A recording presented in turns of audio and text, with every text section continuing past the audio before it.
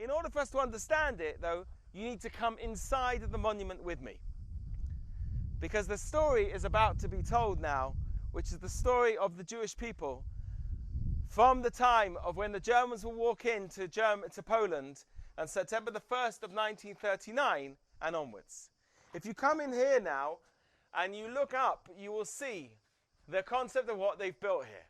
The idea that we have the sky, which is open, but walls surround us. And these walls that surround us are meant to be the ghetto. The idea that we're trapped inside the ghetto, and the only thing that we had was the idea that we could still see the sky outside. We were always able to see that. We were always able to have that hope. We were always able, if you want, the communication lines were always open. And that we ourselves could have at least that idea and be optimistic that something could change.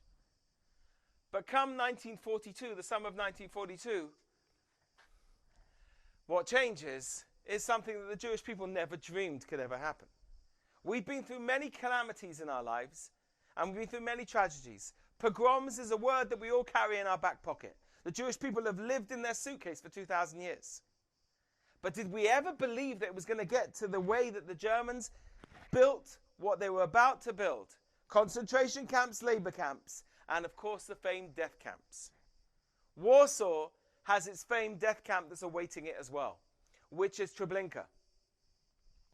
Summer of 1942. Nobody will forget. Whether you've read about it or those people who are watching who unfortunately witnessed it, can never forget what took place. When the decree came down and befell the Jewish people that 6,000 to 10,000 Jews every day were going to be gathered within what's known as the Umschlagplatz to be taken away to their death. And the Jews will start their journey. One of the most momentous occasions that takes place within the Warsaw Ghetto at that time is without a doubt the famous march of Janusz Korczak. Janusz Korczak, who was known as Henryk Goldschmidt. Janusz Korczak, who this man over here, and you can see, and you'll never see a picture of Janusz Korczak without him holding a child. As you see over here, him marked in here, will march with his orphanage across the ghetto. People will note that they will watch the Jewish police even salute him. Because it was such a moving moment to see how Janusz Korczak had dressed up his children in their Shabbat finery, singing a song as if they are about to go off to a summer holiday. Optimism, the idea of the sky, once again, that he's giving to his kids. And as Janusz Korczak gets to the Umschlagplatz, and as he's about to get on the train, the Germans say, "You do not need to go. You don't need to go, Janusz Korczak. You, Henryk Goldschmidt," which was the original name, "you don't need to go." But Janusz Korczak then says, "Do my children need to go? If my children need to get on the wagon, then I need to get on the wagon." What a symbol of leadership. The Warsaw Ghetto is going to be marked with unbelievable parts of leadership. And for that, we have to span out to be able to understand what's taking place. 42, we have the leading of people. And you can see over here, if the camera can, again, come in close, you can see the flag that's here. The flag of the kids who are marching. Those flags are going to be prominent as well through here. We watch as well how the German soldiers are going to lead them with their bayonets that you see over here. But the next stage that will take place will be, of course, the rebellion that takes place over here. And how the flag that you see right at the very top, if it can be made out of a person climbing a ladder, flags over the Warsaw Ghetto by Moshe Aarons, the flag that we know that the Bundes put up, the flag that we know, the flags of Israel, that a woman jumps from rooftop to rooftop to be able to put up, to be able to keep that pride of what it means to be a Jew, even under the most extreme circumstances. And as you see what's happening around you, the ghetto is going up in flames. The buildings are going up, and people are jumping for their lives, trying to save themselves. But all the while, those people are still fighting whether they're going to lose their lives or be taken off to the camps. The next stage that we see in his incredible monument is this over here. How the Jews, with their arms up, their arms even at some stage, I don't know whether it's clapping or grasping onto something. It's hard for us to tell, but there's poetic license here. And you can see again what he has, just like in his Warsaw Ghetto Memorial. If you remember, there he's got people standing who are fighting in the rebellion, and a person that has died. A person that has unfortunately not managed to make it. Here again, we have people who have not managed to make it, and other stories that we know of all sorts of things that we have.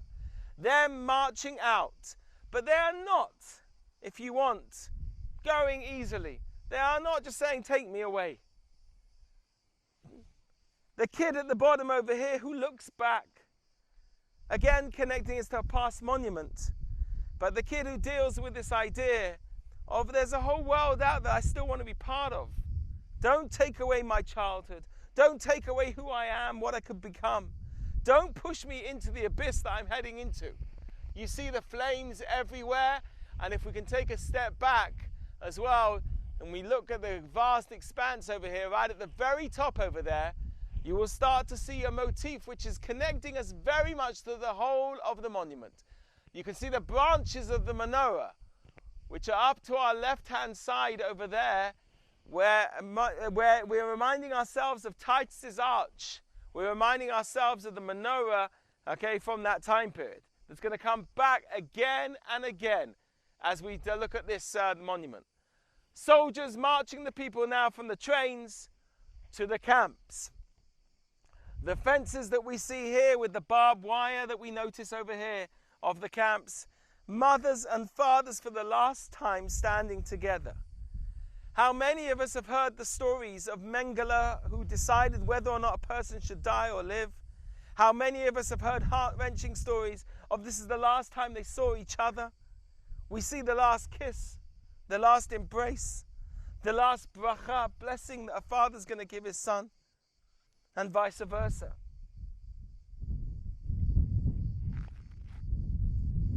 When you stand here and you look at this, you can't not be moved to tears by what you see. Of a father and son standing together, embracing. Their whole world is about to be shattered. One side is the one part of the family, the other side is the other part of the family, as we see over here as well. And then we talk about the difference here between what took place. And if you want, when I look at this, even though there were so many camps, what Rappaport's managed to do is to embrace the idea here of everything together. A concentration camp, a labour camp like you can see behind me, and a death camp. What do we call that? We call that Auschwitz. Auschwitz was all three together, one after the other. You had the labour, you had the concentration, and you had the death camp here. All three of them that were here.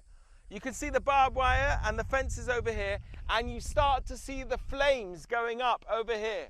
The flames that are taking the people into the crematoria. Remember, you work for 3 months, and then you're worth nothing.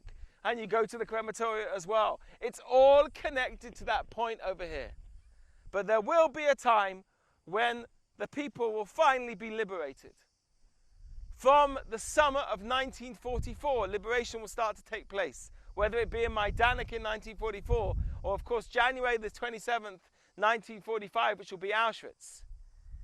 There are all different types of ideas that are taking place here, whether it's the death marches that you see over here, to the people that are starting to make their way over here, and the liberators coming in.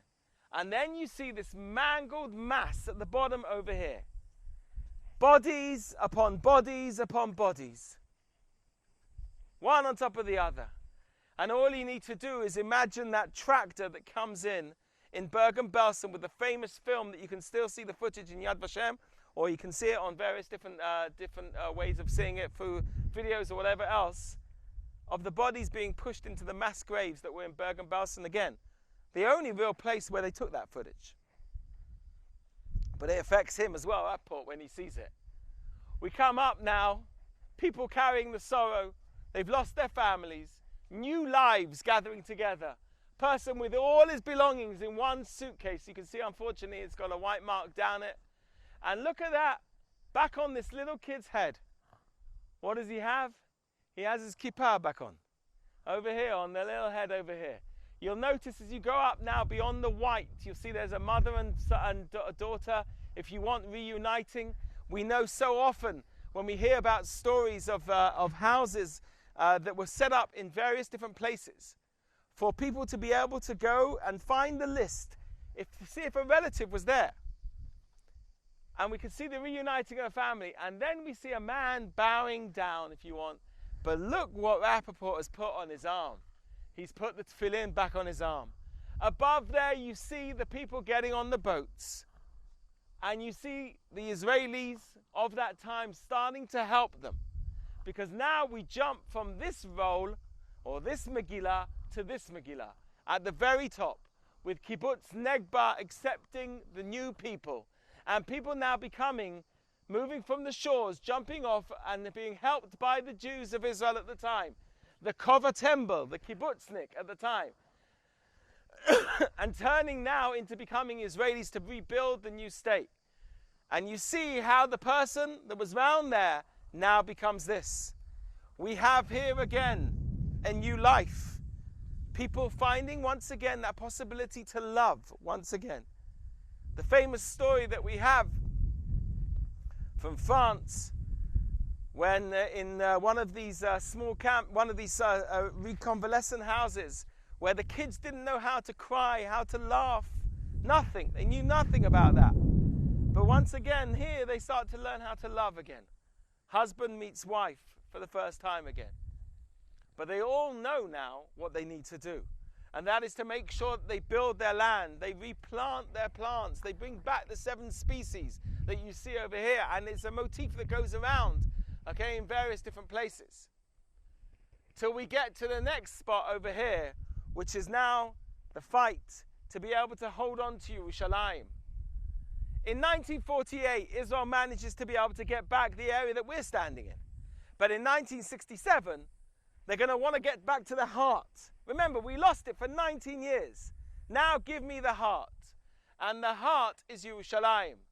Within the 6-day war, of course, we managed to be able to capture Yerushalayim.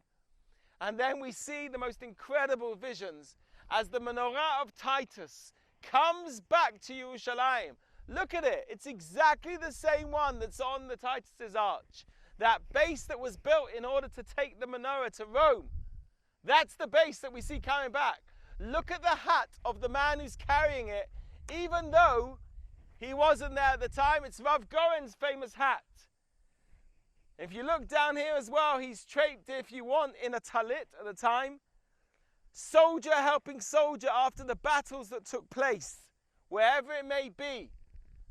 Helping them after Givat HaTachmoshe, Ammunition Hill, and all these other ones that were on their way to be able to bring back and place the flag, as you see over here, over Temple Mount.